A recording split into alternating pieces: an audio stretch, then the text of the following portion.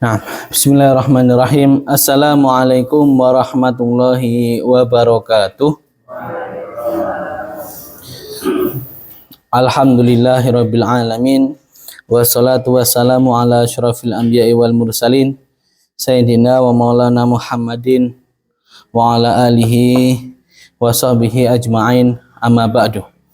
Monggo pengawasan wonten ing dalu punika kita buka sarana maos raditu billah setunggal kalih 3.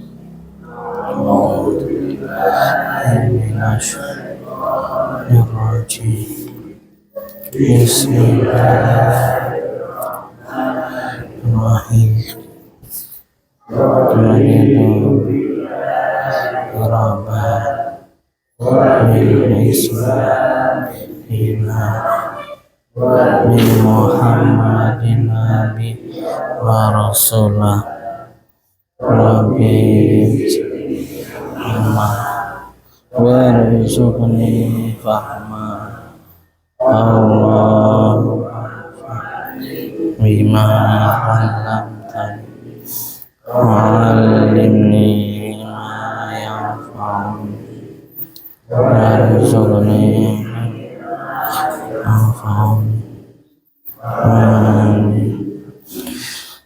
Amin amin ya rabbal alamin. Alhamdulillah wonten ing dalu punika kita saged makempal wonten ing Masjid Al Huda punika kanthi sehat wal afiat, kanthi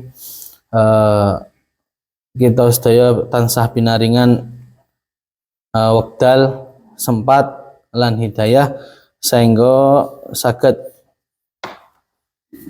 ngrawuhi pangaosan kitab Qadrul Ghais fi syarhi masail abilais wonten babagan ngilmu akidah.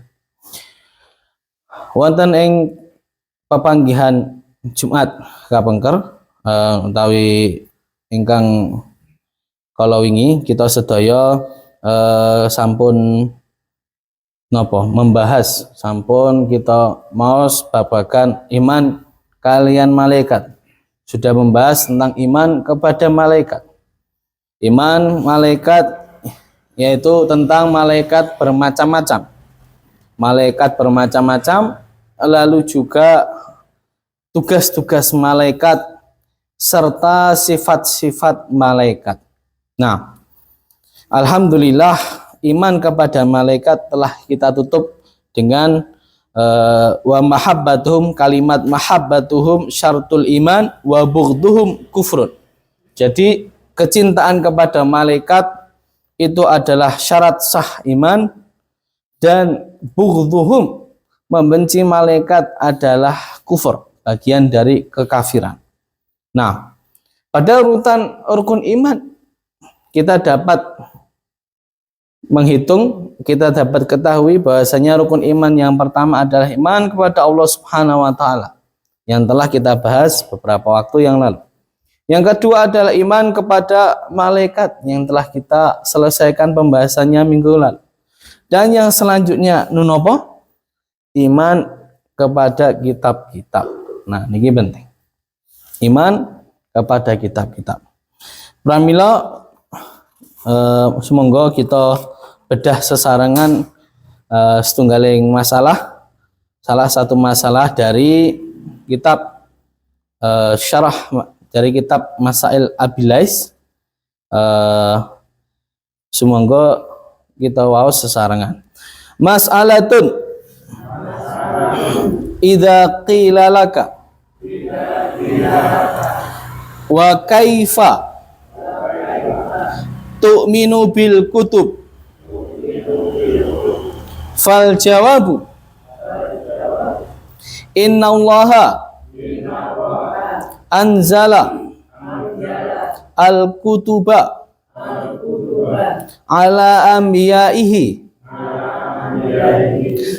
wa hiya munazzalah ghairu makhluqah qadimah bi ghairi tanaqud wa man syakka fiha min ayatin au kalimatin faqad kafar. Nah, itu tadi adalah matan dari kitab Abu Lais As-Samarqandi, dan kita akan bedah setunggal boko setunggal. Mas'alatun idza qila laka. Nah, seperti biasanya kitab syarah Masail Abu Lais ini dengan sighah tanya jawab, tanya jawab, tanya jawab, tanya jawab. Nah, idza qila laka, ketika dikatakan kepadamu, wa kaifa tu'minu bil kutub, dan bagaimana cara kita beriman kepada kitab-kitab. Nah, kitab napa nih? Nah, ini adalah dalam bahasa Arab. Ketika sudah diketahui maksud dari perkataannya, itu bisa namanya itu hadzf, bisa dihilangkan. Nah, kitab apa kitab? Kitab orang. Tetapi maksud di sini adalah kitabullah, kitab Allah Subhanahu wa taala. Terus seperti halnya kalau ada pesantren ngaten. Pesantren terus enten kiai, enten murid. Enten kiai ini enten murid. Nah, terus ada seseorang itu dipanggil oleh kiainya. Nah, untuk disuruh memanggilkan seseorang lainnya, misalkan Budi diceluk kiai ini, terus niku kan ngundang Doni misalnya. Terus Budi datang ke Doni. Doni, kiai diceluk Pak Kiai. Nah, apakah harus nah ini kiai diceluk Pak Kiai, Pak Kiai. Apa yang dimaksud dengan Pak Kiai ini? Pak Kiai itu adalah lafadz umum. Lafadznya umum. Kiai, wah, sinten mawon, banyak di dunia ini. Tetapi yang dimaksud dalam kiai tersebut adalah kiai di pondok tersebut. Pak Kiai, ya Kiai. Maka dari itu tidak usah menyebutkan namanya, karena sudah diketahui. Seperti halnya di Domban. Ketika ada bocah disuruh lain yang masjid, masjid. Masjid ini umum. Tetapi apa yang dimaksud dengan masjid kalau kita berada di Domban? Ya Masjid Al-Huda ini. Masjid Al-Huda ini. Nah, ini dalam bahasa Arab namanya hadzf. Dalam ilmu balaghah namanya hadzf. Artinya menghilangkan kata selanjutnya karena sudah diketahui maknanya. Baik, termasuk juga di sini kutub-kutub. Maksudnya kutub-kutub apanya? Kutub-kutub ini apa? Kitab-kitab niki nopo? Yaitu kitabullah yang bermacam-macam. Nah, fal jawabu, ketika ditanya bagaimana cara kita beriman dengan kitabullah, kitab-kitab Allah, fal jawabu, maka jawabannya antakula adalah mengatakan dan meyakini. Mengatakan dalam lisan dan meyakini. Innallaha anzalal kutuba ala anbiya'ihi. Sesungguhnya Allah Subhanahu wa taala menurunkan kitab-kitab ala anbiya'ihi. Ala anbiya'ihi, kepada para nabi-nabinya. Ini penting. Meyakini dan melafalkan. Yang lebih penting adalah meyakini bahwasanya Allah Subhanahu wa taala telah menurunkan kitab-kitab kepada para nabi-nabinya. Nah, kitab. Dan tidak hanya kitab, tetapi ada juga suhuf. Suhuf. Nah, suhuf itu lembaran-lembaran kalau dibahasakan. Jadi seperti itu. Nah, jadi menurunkan kepada nabi-nabinya. Nah, nabi-nabinya sinten mawon, mangke nanti akan diperinci di pertemuan yang akan datang. Jadi Allah Subhanahu wa taala menurunkan kitab-kitab kepada para nabinya.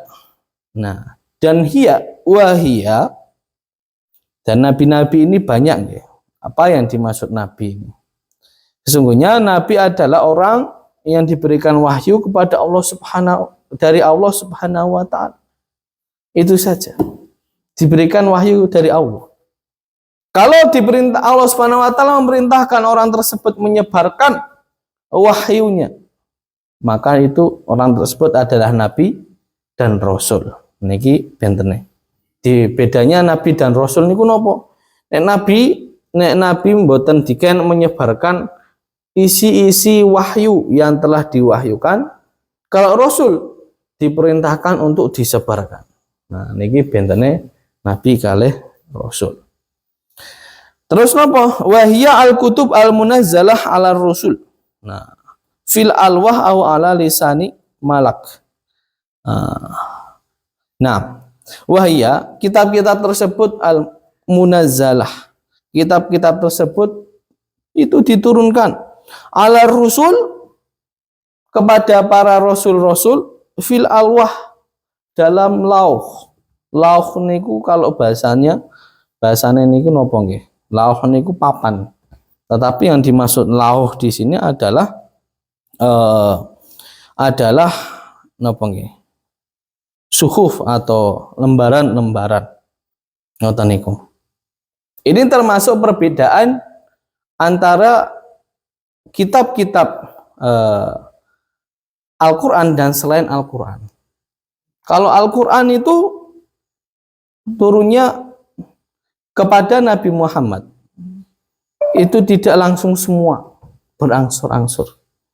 Tetapi kalau misalkan kitab selainnya, nah itu langsung bleng. Ngaten niku. Awala lisani malak, atau kitab tersebut turun kepada lisan malak, kepada dari nopo perantara malaikat.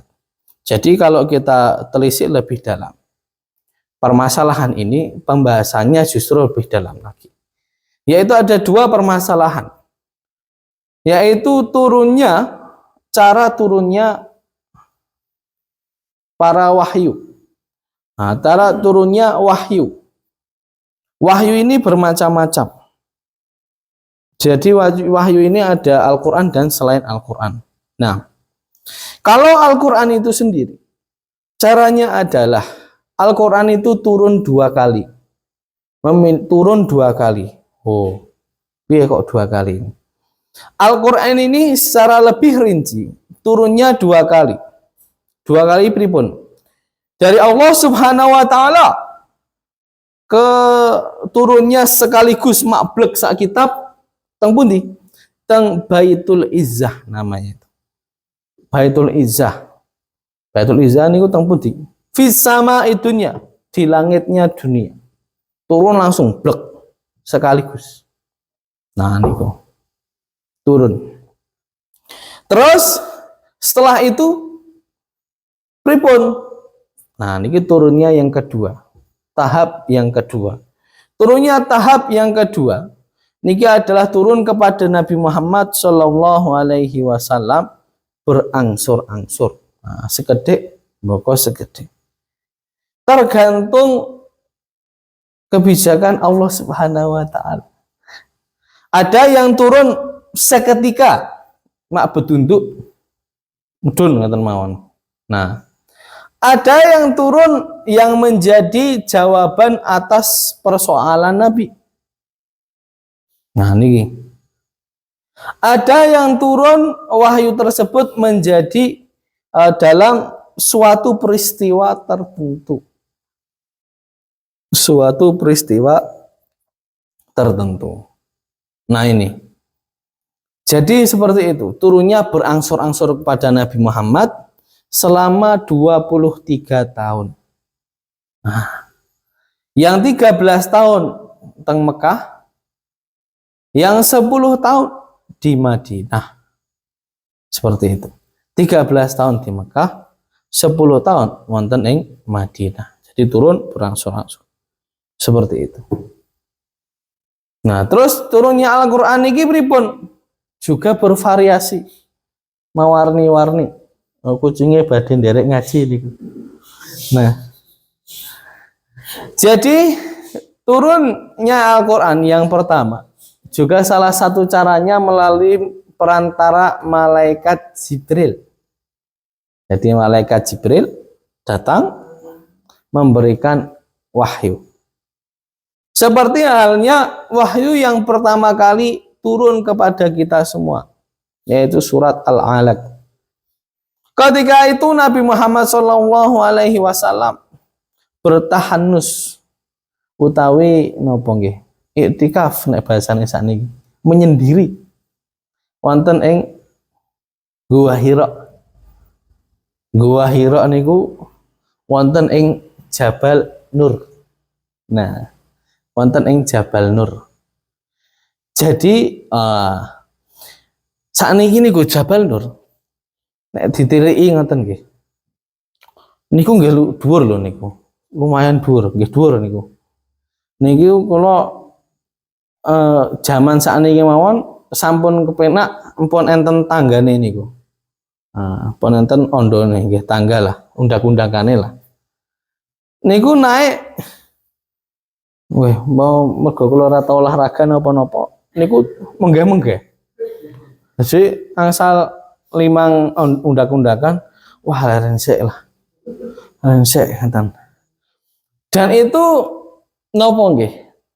Sangat tinggi, naiknya sangat tinggi sekali. Naik nggih.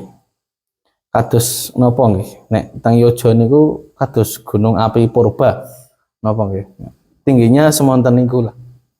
Gunung Kidul niku teng Langgiran. Terus Jabal Nur niku naik ngeten iki. Terus ngeten iki, terus medun malih ngeten iki. Nah, terus baru wonten Gua Hira. Nah, niki nek HP-ne kula mboten nggih ngrekam, saged wonten fotone niku. Nah, jadi Gua Hira naik ngeten iki terus turun ngeten iki baru teng gua. Nah, terus jejeran gua niku pun jurang sedanten. Jero banget ngeten iki. Nah, gua cerita niku pas kula umroh niku. Jadi pas naik ngeten niku pas Ramadan apa meleh. Wah, niku mesti full kebak umpek-umpekan. Jadi sampai orang itu, ini kan kalau cerita niki enten gua, pinggirnya pun jurang. Niki uang niku sampai berangkang teng pinggir jurang niki, berangkang teng dhuwure niki kok. Soalnya meh pengen nopo nggih, pengen sholat teng lebete Gua Hira niku.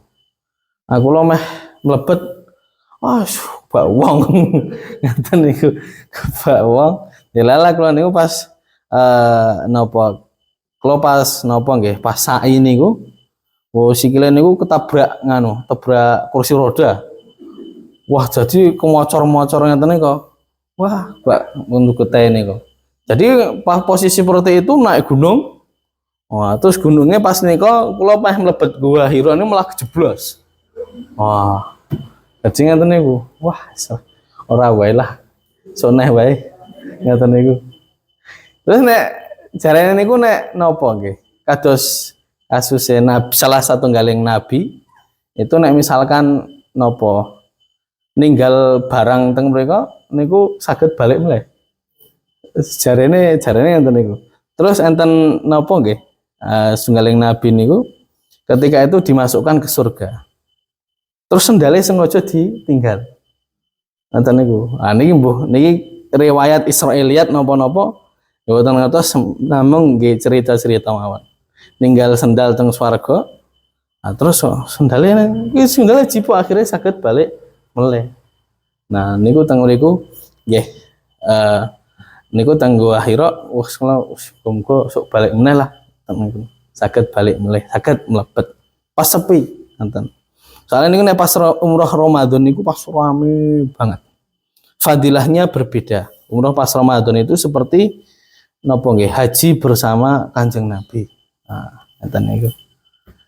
Nah, singkat cerita, niku sing sakmenika mon yang sudah dibuat tangga, enak sekali tinggal naik, gue menggeh-menggeh. Nah, niku Kanjeng Nabi bola-bali teng mriku. Munggah mudun dan bertahanus dan menyendiri. Wong teng mriku nggih ranten kamar mandi lho. Ranten kamar mandi ranten napa? Tapi nek sakniki enten bakule teng dhuwur niku. Ten bakul pop mie napa-napa. Jadi seperti itu. Zaman dulu jangan bayangkan seperti itu, sangat susah untuk naik turun. aksesnya sangat sulit dan beliau tidak ada lampu nggih, setong mboten wonten lampu. Nah, itu naik turun gunung dan bertahanus di situ. Bisa membayangkan kalau teng mriko niku sak Mekah sedanten niku ketok sedanten. Ketinggal, kelihatan. Jadi bertahanus ngeten niku untuk menghindari kebobrokan di Mekah ketika itu zaman jahiliyah. Lalu ketika itu turunlah wahyu. Nabi Muhammad SAW dibekap kalian malaikat Jibril, lalu dibekap terus bilang Iqra, sanjang Iqra, bacalah. Ma'ana biqarin. Wah, saya nggak bisa baca, kata Kanjeng Nabi. Terus Iqra di bulan baleni. Akhirnya dituntun ditalkin pelan-pelan, Iqra bismi rabbikal ladzi khalaq. Itu adalah salah satu contoh turun melalui perantara malaikat Jibril. Terus enten meleh cara turun Al-Qur'an atau wahyu Allah ini melalui hal yang berbeda. Caranya adalah langsung diberikan oleh Allah Subhanahu wa taala. Kapan itu? Ketika Isra Mi'raj. Isra Mi'raj Kanjeng Nabi ketika Isra pergi dari Mekah ke Masjidil Aqsa, lalu Mi'raj dari Masjidil Aqsa dugi Sidratul Muntaha. Dari Mekah ke Masjidil Aqsa niku tebih lho. Mboten mriki teng pasar tempel. Tapi dari Mekah Masjidil Aqsa itu kalau saking Yaman saking dugi Mekah men perjalanan 2 hari. Ngebis niku. Nah niku 2 hari. Terus nek Mekah dugi Masjid Palestina niku lak nggih. Tuh banget niku. Mungkin saged nek nggih ngebis nggih saged 4 hari napa 5 hari. Nah niku. Lah niku Kanjeng Nabi pripun ceritane zaman semonten bis wae rungono napa mulai pesawat niku saged Isra Mi'raj teng saking Mekah Masjidil Haram dugi Palestina lalu ke langit 7 terus Sidratul Muntaha. Mboten mung sekedap lho Sidratul Muntaha nih. Bolak-balik terus balik meleh teng Mekah. Nah, posisi balik niku kasure Kanjeng Nabi niku tesih anget. Oh, berarti kan ngoten niku to, cepet banget. Nah, ini mukjizat Allah Subhanahu wa taala. Nah, singkat cerita ketika Isra Mi'raj dinaikkan ke Sidratul Muntaha, Nabi Muhammad SAW menerima wahyu, menerima perintah untuk sholat. Nah, niku salah satunya, perintah untuk sholat. Sehingga kita sedaya saged melaksanakan sholat. Terus sebelum perintah sholat, apakah ada sholat? Wonten. Sebelum perintah sholat ada perintah sholat. Tapi sholatnya benten. Ngaten itu. Nah, terus ada lagi cara turunnya Al-Quran itu dengan gemerincing lonceng. Nah, cara gemerincing lonceng ini adalah cara yang terberat. Cara yang paling sulit menurut Kanjeng Nabi. Karena dalam gemerincing lonceng ini, nah, ini sangat luar biasa beratnya. Maksudnya berat niku napa? Nggih, berat dalam artian berat, benar-benar berat. Dalam artian bebannya tambah abot. Terus dalam artian juga sangat kelelahan. Jadi mau gemerincing lonceng niki, mbah pripun ceritane ketika itu diriwayatkan bahwasanya Sayyidina Ali bin Abi Thalib itu mangku Kanjeng Nabi dipangku.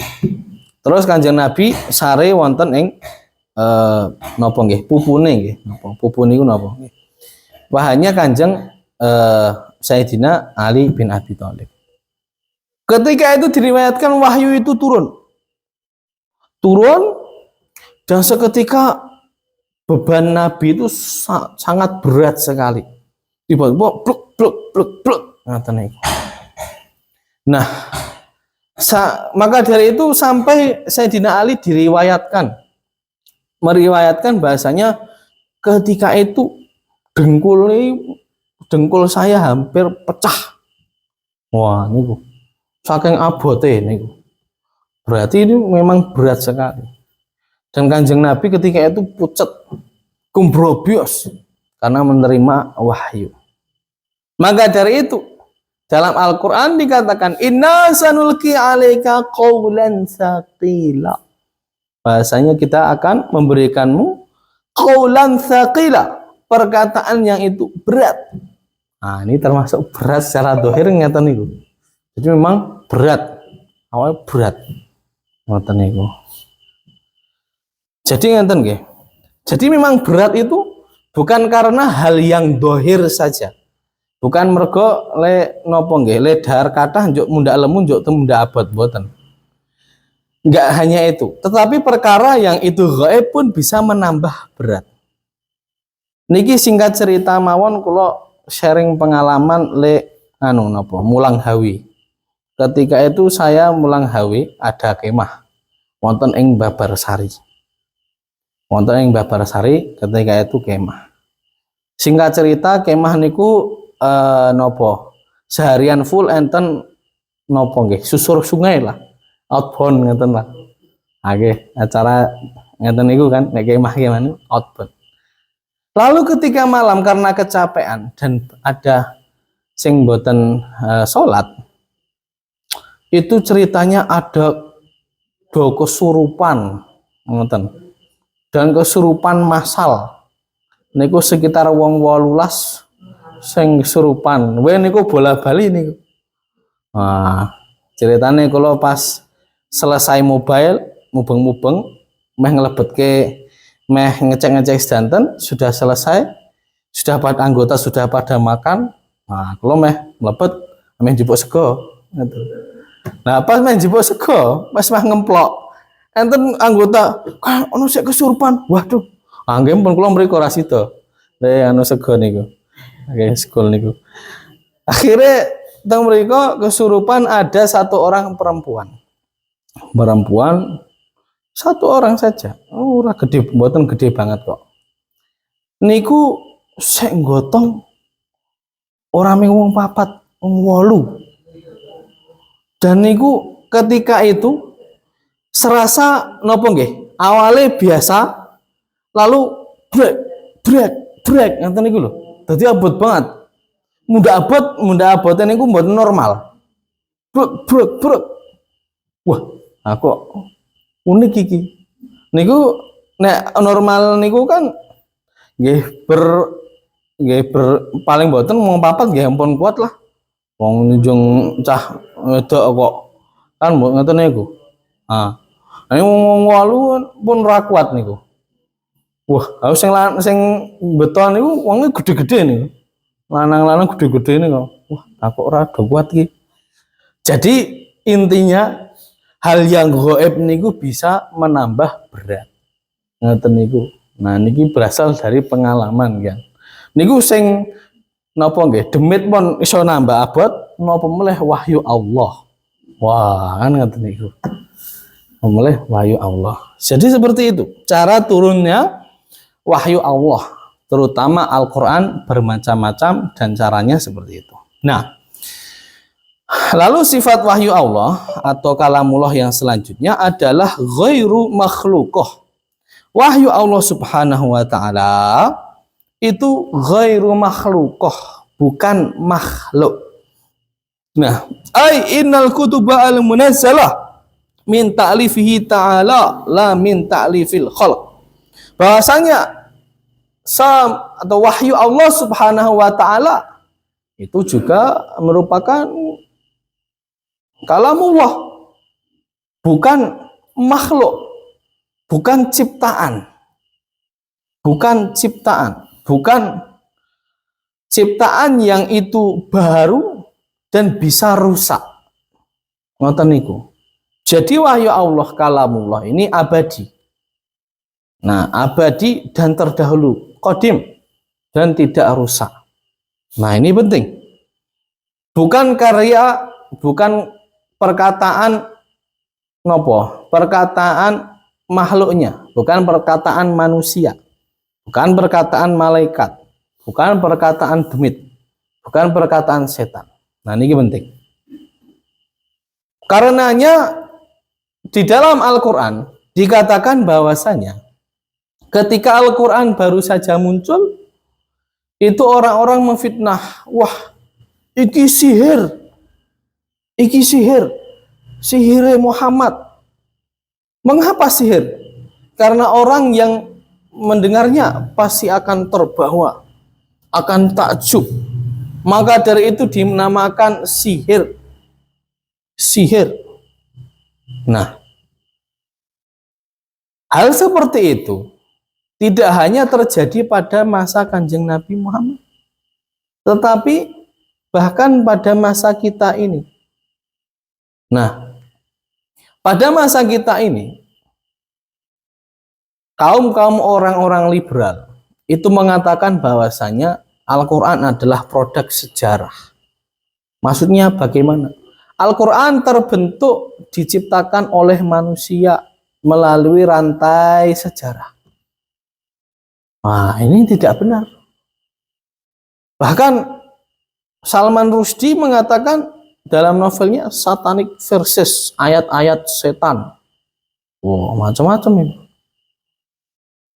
Jadi perkataan ini bahkan sampai hari ini ada. Al-Quran bukan berasal dari Allah, tapi berasal dari selain Allah. Ini sangat berbahaya. Maka dari itu kita harus meyakini bahwasanya Al-Quran itu adalah kalamullah, berasal dari Allah, qadim dan tidak rusak. Nah, ini penting. Qadim dan tidak rusak. Tetapi ada permasalahan yang lebih penting lagi di sini. Apa yang dimaksud qadim di sini? Apa yang mana, bagian mana Al-Quran yang termasuk qadim? Nah, yaitu termasuk kekal abadi kalamullah dari terdahulu. Mana kalamullah yang itu? Apakah kalamullah itu yang dimaksudkan adalah ini? Adalah Al-Quran cetakan apa niki? Syamil, Sigma. Terus juga apakah tulisan ini ataukah hal yang lain? Nah, ini penting untuk kita ketahui dan masalah ini sangat butuh perhatian, konsentrasi. Jadi yang dimaksud qadim di sini, Al-Quran kekal abadi kalamullah dan tidak bakal hancur, itu adalah makna yang terkandung dari lafadz ini. Adalah dalalah atau madlul, yang dikatakan di sini adalah madlul atau hal yang ditunjukkan dengan tulisan-tulisan ini. Kalau tulisan-tulisan ini, bahkan kertas ini, nek diobong yontek, diobong nggih telas. Maka dari itu, kalau dibakar itu habis. Wah, Al-Quran jarine qadim, tidak bakal rusak, kekal, abadi, tidak rusak. Tapi kok Al-Quran iso dobong? Nah, ini berarti ada bagiannya tertentu. Yang dimaksud qadim adalah madlul. Apa yang ditunjukkan dengan kalimat-kalimat ini? Atau makna yang ditunjukkan dengan kalimat-kalimat ini. Nah, ini penting. Dan juga dalil atau madlul yang ditunjukkan kalimat-kalimat. Bukan mushaf niki, benten. Nah, bukan mushaf ini, berbeda. Jadi itu adalah mananya mushaf niki dobong nggih pun rampung. Jadi bukan kekal. Jadi seperti itu. Itu adalah bagian Al-Qur'an yang itu qadim. Tetapi jangan karena Al-Quran yang dimaksud qadim adalah madlulnya atau apa yang ditunjukkan oleh lafadz-lafadz ini dari makna-makna tertentu. Terus kita semena-mena dengan mushaf. Jangan seperti itu. Yo langsung dobong, tidak terus gue bantal. Mboten. Bahkan dalam kitab Busrul Karim diceritakan bahasanya hukum menaruh sesuatu di atas Al-Qur'an itu tidak boleh. Bahkan menaruh Al-Qur'an, misalkan kita tidur di kasur, Al-Qur'annya salah kayak ngisor. Maksudnya ngisor niku di bawah kakinya. Tidak haram. Seperti itu. Jadi kita juga menghormati mushaf. Ini penting. Karena itu ada satu cerita bahwasanya terhadap permasalahan ini. Ada seorang dosen salah satu universitas negeri. Boten ngertos universitasnya mana. Ketika itu dikatakan bahasanya, loh, kan Al-Qur'an itu kalau ini kan makhluk. Mushaf ini kertas-kertas ini kan makhluk. Maka dari itu dosen tersebut membanting mushaf tersebut tidak. Seperti itu. Karena inti Al-Qur'an yang qadim itu kan yang kalamullah. Bukan kertas ini. Kan ngoten. Nah, lalu ketika itu ada salah satu mahasiswa njupuk bukune dosene. Njupuk ini mendet bukune dosene. Terus setelah itu bukune diwaos sekedap terus dibanting terus tidak. Wah, terus dosennya nggih mangkel. Napa kok malah ngidak-idak bukuku? Karyaku terbesar. Wah, yang dibangga-banggakan. Terus bocah niku wau ngendika ngomong, "Loh, kan ini hanya kertas, Pak. Ilmunya kan ada di kepala Bapak." Ngoten niku. Ini kan hanya kertas, ini ada di kepala Bapak. Kenapa Bapak marah? Seperti halnya Al-Qur'an itu tadi. Kita harus tetap menghormati apa yang menjadi wasilah kalamullah tersebut. Maka dari itu dosen tersebut ceplakep tidak bisa berbuat apa-apa. Jadi itu adalah ceritanya yang qadimah. Nah, baik. Qadimatun min haitsu dalalatuha 'alal makna al-qadim. Seperti yang telah kita jelaskan tadi. Qadim terdahulu, tidak rusak, tidak akan hancur. Min haitsu dalalatuha 'alal makna al-qadim, yaitu maknanya yang qadim. Seperti itu. Bi ghairi tanaqud. Nah, dan di dalam kitabullah semuanya yang asli itu bi ghairi tanaqud, tidak saling bertentangan. Ini penting. Ai ikhtilafun min maknal kalam, jadi tidak bertentangan. Wa tanaqud bi ayakuna badul kalami fi mahallin yaqtadi itol ba'din fi mahallin akhar. Nah, jadi tanaqud ini sing A ngomong ngeten, sing B ngomong ngeten. Sing ayat niki ngomong A, sing ayat niki ngomong Z. Sing ayat niki ngomong bergerak, sing ayat niki ngomong mandek. Nah, niki bertentangan gampangnya. Maka dari itu kalau kalamullah, kitabullah itu pasti tidak bertentangan. Karenanya Allah Subhanahu wa taala berfirman, "Afala yatadabbaruna al-Qur'an? Walau kana min 'indi ghairillah lawajadu fihi ikhtilafan katsira." Nah, afala yatadabbaruna al-Qur'an? Ai afala yatafakkaruna fil Qur'an? Apakah kalian semua tidak berpikir dalam Al-Qur'an? Nah, ini penting. Kita harus berpikir dan merenungkan Al-Qur'an. Merenungkan apa? Walau kana min kalamil bashar lawajadu fihi tanaqudun min ma'anihi. Kalau misalkan Al-Qur'an punika dari manusia, maka lawajadu fihi, maka sungguh akan kita mendapati dalam Al-Qur'an tersebut tanaqudun fi ma'anihi, saling bertentangan pada maknanya.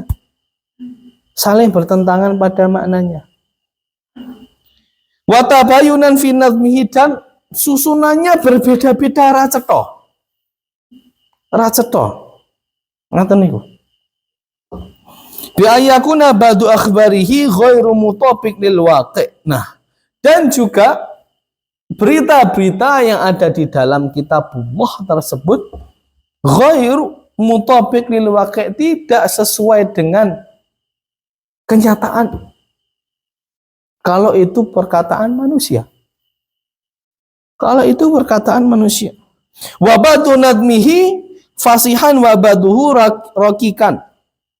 Jadi dan sepanjang sebagian dari susunannya apik. Sebagian yang lain wah kok koyo ngene elek. Ra fasih. Mboten fasih. Nah, jadi ini penting untuk kita pelajari. Mukjizat yang paling besar dari Allah Subhanahu wa taala niku napa? Al-Qur'an. Yaitu mukjizat yang bertahan dari zaman Nabi sampai hari kiamat. Seluruh mukjizat Allah Subhanahu wa taala itu sifatnya temporal atau hanya pada waktu itu saja. Contoh mukjizatnya Nabi Isa nopo menghidupkan orang mati. Menghidupkan orang mati. Pas saat niku. Terus juga mukjizat Nabi Musa membelah lautan. Saat itu saja. Buktinya saat ini lautnya pun balik meleh kok. Kan ngaten niku. Nah, laut merah nggih, kula nggih pun nilai niku laut merah niku. Yang warnanya mboten abang ini. Ngeten nggih. Warnanya nggih tetep laut kados laut biasa ya ngeten niku. Nggih. Nah, terus mukjizat Nabi yang lain seperti Nabi Ibrahim dibakar tidak hangus. Ketika itu bertahan sampai itu saja. Tetapi Al-Qur'an niku bertahan dari zaman tersebut sampai zaman ini.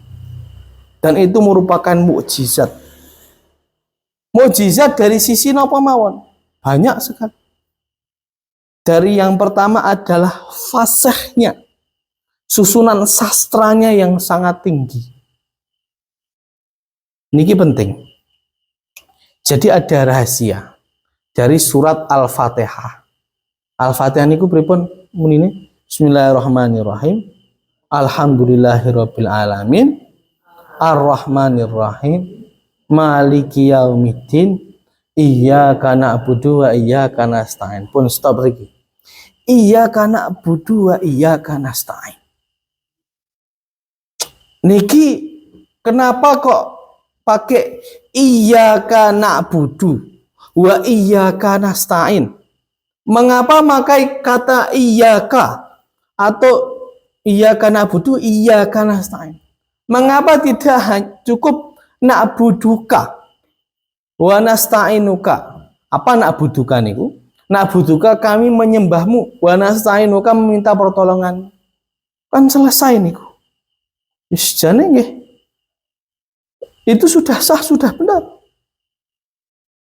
Tetapi mengapa kok pakai iyyaka? Nah, ini terkait dengan kisah zaman dulu. Terkait ketika Al-Fatihah itu turun. Mengapa memakai iyyaka?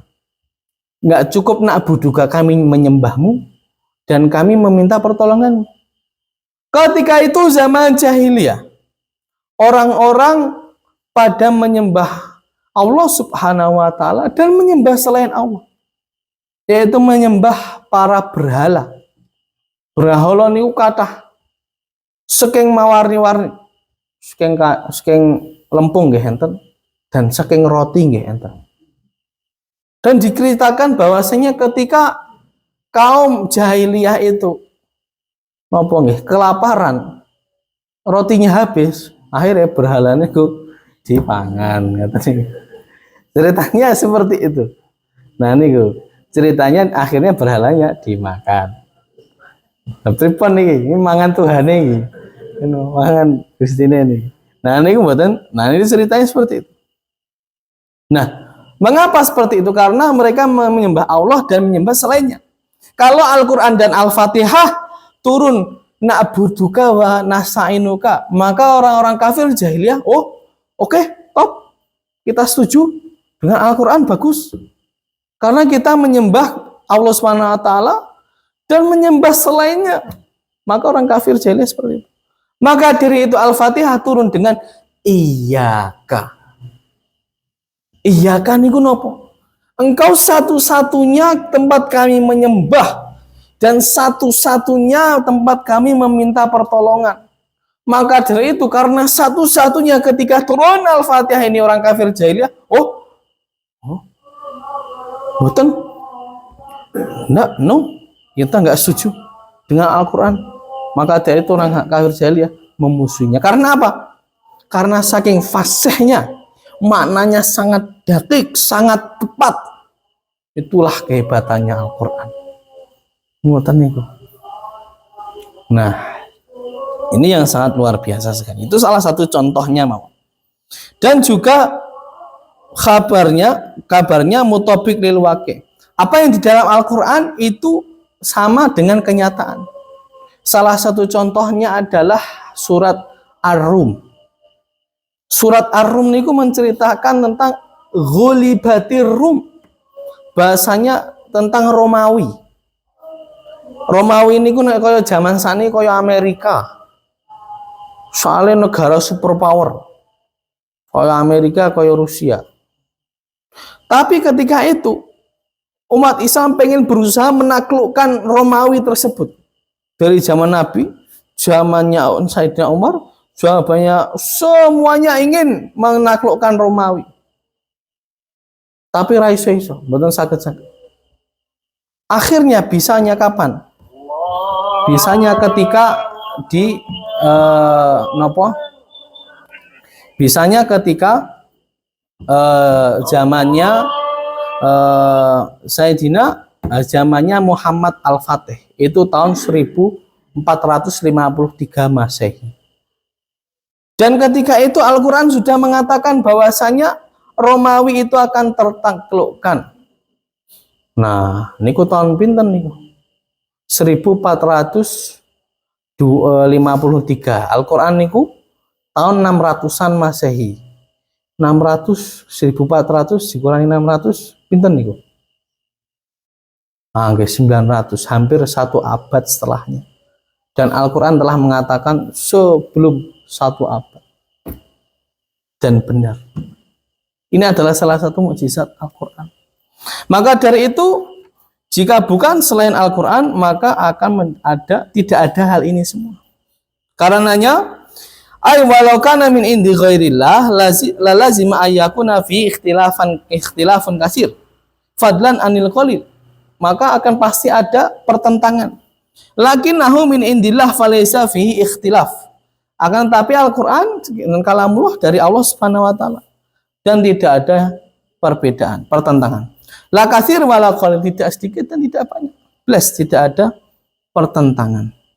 Wa man syakka fiha, dan barang siapa yang ragu. Sebelum kita masuk ke sini, saya akan mengambil salah satu contoh. Niki napa niki? Ini adalah Alkitab utawa Bible. Utawa Injil, tapi yang sampun dirubah-rubah. Nah, dan di dalamnya ada perjanjian lama dan perjanjian baru. Perjanjian lama ini dikatakan itu adalah Taurat. Dan perjanjian baru adalah Injil atau Bible tersebut. Ini adalah salah satu kitab yang itu banyak yang sudah diubah-ubah oleh manusia. 2 contoh mawon. Ada pertentangan di sini. Nah, di sini dikatakan dalam kitab Raja-Raja nomor 8 ayat 26 versus kitab Tawarikh nomor 2. Ini dikatakan dalam Raja-Raja umur Ahazia ketika naik tertulis 22 tahun. Tetapi dalam kitab Tawarikh 42 tahun. Niki sampun bertentangan. Salah satu. Yang kedua, dalam kitab Raja-Raja lamanya Raja Jochasin berkuasa tertulis 3 bulan. Tetapi dalam kitab Tawarikh tertulis 3 bulan 10 hari. Ini salah satu pertentangan. Dan di sini tertulis masih 88 pertentangan lagi. Nah, ini membuktikan bahasanya ini bukan dari Allah Subhanahu wa taala seluruhnya. Pasti ada diubah-ubah sebagiannya. bukan dari Allah seluruhnya, tetapi ada yang diubah-ubah. Terus yang terakhir, man syakka fiha, dan barang siapa yang meragukan kebenaran atau meragukan bahwasanya kitab samawi, kitab-kitab Allah itu turun dari Allah, ai fil kutub al munazzalah ala rasul bi an lam yu'min bi syai'in minha, dan tidak beriman dari sebagian dari Al-Qur'an, sebagian dari kitabullah tersebut, min ayah, dari satu ayat atau sebagian kalimat, misalnya satu ayat kalimat ini bukan dari Allah, maka faqad kafar, maka telah kafir. Nah, jadi seperti itu yang perlu kita ketahui. Nah, pramila mekaten itu adalah yang kita kajian dari malam hari ini. Semoga kita tetunggal sedaya supados kita saged masinaoni kitabullah nanti saya. A'udzubillahi minasyaitonirrajim. Bismillahirrahmanirrahim. Alhamdulillahirabbil alamin. Allahumma shalli wa sallim barik ala sayyidina Muhammadin wa ala alihi washabihi ajmain. Amma ba'du. Allahumma faqihna fid din wa alimna ta'wil. Allahumma faqihna fid din wa alimna ta'wil. Allahumma faqihna fid din wa alimna ta'wil. Rabbana atina fid dunya hasanah wa fil akhirati hasanah wa qina adzabannar. Sallallahu ala sayyidina Muhammadin wa ala alihi washabihi ajmain walhamdulillahirabbil alamin. Pramila mekaten kathah lebatipun nyuwun pangapunten. Wassalamualaikum warahmatullahi wabarakatuh.